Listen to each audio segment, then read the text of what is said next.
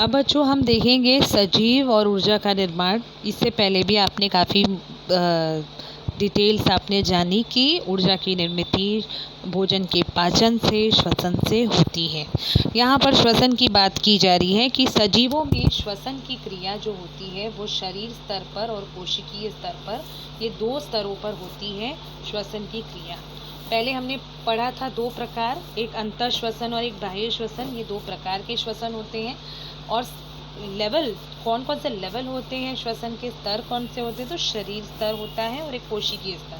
शरीर स्तर के बारे में आप पहले से जानते हैं कि श्वसन के दौरान ऑक्सीजन ग्रहण की जाती है और कार्बन डाइऑक्साइड गैस जो है वो शरीर से बाहर वायुमंडल में जाती है। मतलब ऑक्सीजन लिया जाता है और कार्बन डाइऑक्साइड वायुमंडल को वापस लौटाया जाता है। तो इस तरह से ये होता है शरीर स्तर का श्वसन। कोशिका स्तर के श्वसन में क्या होता है कि भोज्य पदार्थों का ऑक्सीजन की सहायता से या ऑक्सीजन के बिना, यानी ऑक्सीकरण या अनऑक्सीकरण होता है, जिसकी वजह से आगे चलकर ऊर्जा की निर्मित होती है। ठीक है ना। तो ये होता है कोशिकीय स्तर का श्वसन और शरीर स्तर का श्वसन। ये 2 अलग अलग स्तर होते हैं। अब आपको यहाँ पर एक आकृति दिखाई दे रही है जिसमें खाली बॉक्सेस दिख रहे हैं। इस आकृति की मैं बात कर रही हूँ। यहाँ पर कभी कभी यह आकृति परीक्षा में पूछी जाती है। तो इस आकृति के जो सभी जो भाग है इनका नाम आपको ध्यान होना ज़रूरी है।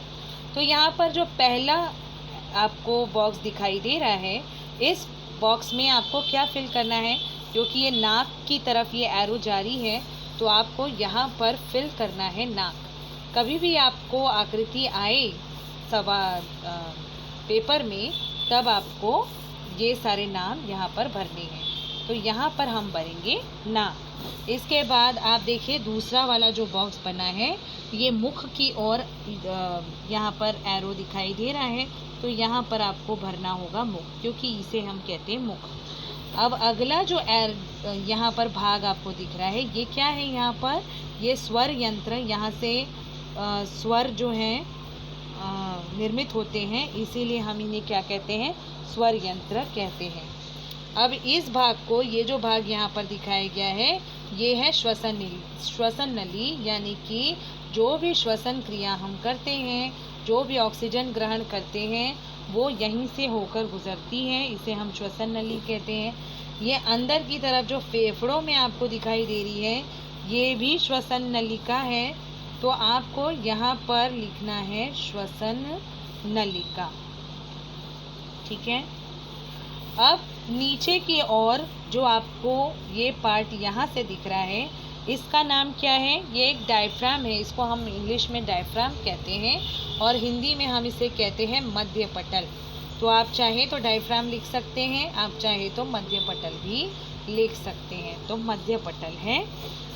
अब ये एक और बॉक्स बचा हुआ है, ये एक्चुअली में फेफड़ा इंडिकेट कर रहा है।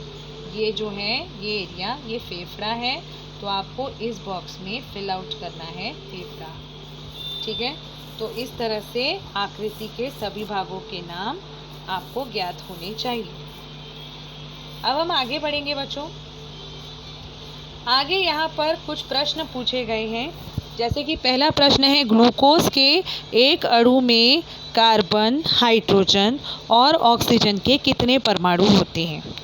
ग्लूकोज का जो अणु सूत्र होता है बच्चों वो होता है C6H12O6। मैं यहाँ आपको लिखकर बताती हूँ C6H12O6, ये ग्लूकोज का अणुसूत्र कहा जाता है। इसमें कार्बन के कितने परमाणु आपको दिखाई दे रहे हैं, 6 परमाणु होते हैं।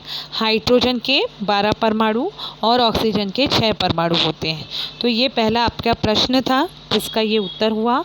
इसके बाद दूसरा प्रश्न है ये सभी परमाणु, ये जो भी परमाणु है कार्बन, हाइड्रोजन, ऑक्सीजन, इनके बीच में कौन सा बंध मौजूद होता है। तो इन सभी परमाणुओं के बीच में सहसंयोजकीय बंध होता है।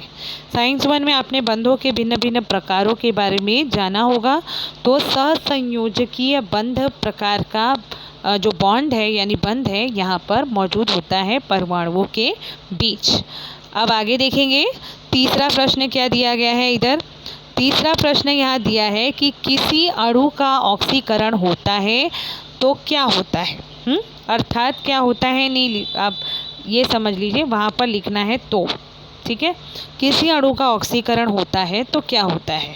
तो बच्चों, जब भी किसी अणु का ऑक्सीकरण होता है, इसका मतलब अणु के साथ उस ऑक्सीजन का क्या हो रहा है, कॉम्बिनेशन हो रहा है, संबंध हो रहा है, जिससे वो क्या करेगा, अणु को प्राप्त करेगा। ऑक्सीकरण होने से ऑक्सीजन के अणु को तो प्राप्त करेगा, लेकिन प्राप्त करने के दौरान उस अणु को इलेक्ट्रॉनों का त्याग भी करना होता है। ऑक्सीकरण के दौरान ऑक्सीजन कंबाइंड होता है और इलेक्ट्रॉनों का त्याग होता है, यानी इलेक्ट्रॉन उस अणु में से बाहर निष्कासित होते हैं, निकलते हैं। तो इस तरह से अणु का ऑक्सीकरण होता है, ठीक है।